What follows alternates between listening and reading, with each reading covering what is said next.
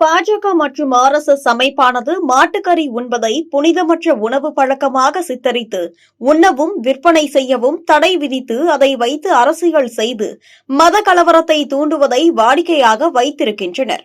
மாட்டுக்கறி கடையை பார்த்தாலே கொதித்தெழும் பாஜகவிற்கு அந்த கடை அருகிலேயே கட்சி கூட்டம் நடத்த திமுக அரசு அனுமதி வழங்கியிருக்கிறது. வேறு வழியில்லாமல் பாஜகவும் அங்கேயே அமைதியான முறையில் கூட்டம் நடத்தி வருகிறது என வடமாநில இளைஞர்கள் வீடியோ வெளியிட்டு திமுக அரசை பாராட்டி இருக்கின்றனர்.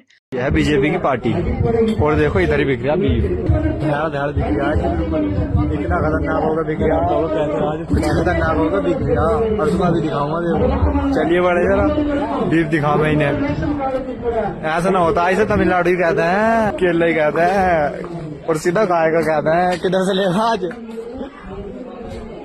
गाय का ही कहते हैं असली असली असली। மாட்டுக்கறி உண்பது அவரவர் தனிப்பட்ட உரிமை. ஆனால் பாஜகவினர் அற்ப அரசியலுக்காக இஸ்லாமியர்களையும் சிறுபான்மையினரையும் தொடர்ந்து துன்புறுத்தி வருகின்றனர். இஸ்லாமியர்கள் தான் இந்தியாவிற்குள் மாட்டிறைச்சி உண்ணும் பழக்கத்தை கொண்டு வந்திருக்கின்றனர். அவர்களால் தான் இந்துக்களின் புனிதம் அழிக்கப்படுகிறது என மத கலவரத்தை தூண்டி வடமாநிலத்தை ஒரு பதட்டமான சூழலிலேயே வைத்திருக்கின்றனர். மேலும் பாஜக ஆளும் சில மாநிலங்களில் மாட்டிறைச்சிக்கு தடையும் விதிக்கப்பட்டு உள்ளது. அதோடு பல இடங்களில் மாட்டிறைச்சி வைத்திருப்பதாக கூறி கொலைகளும் நடந்து உள்ளது. பசுக்களின் பாதுகாவலர்கள் என்று அடையாளப்படுத்திக் கொள்ளும் பாஜக மனிதர்களை பாதுகாப்பதை மறந்து பசுக்காக மனிதர்களை அழிக்கவும் தயங்குவதில்லை என பலரும் விமர்சித்து வருகின்றனர்.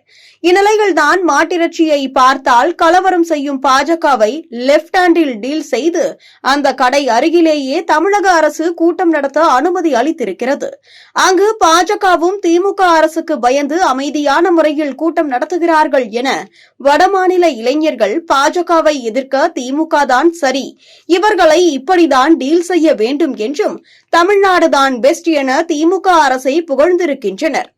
இது ஒரு புறம் இருக்க பாஜக அரசு மாட்டிறைச்சிக்கு GST வரியே விதிக்கவில்லை. இது பாஜகவின் இரட்டை வேடத்தை காட்டுகிறது. ஒரு பக்கம் மாட்டிறைச்சியை எதிர்த்து வரும் பாஜக மறுபக்கம் சைலண்டாக பசுக்களை வெட்டி ஏற்றுமதி செய்கிறது. முந்தைய ரெக்கார்டு அனைத்தும் முறியடிக்கப்பட்டு உள்ளது.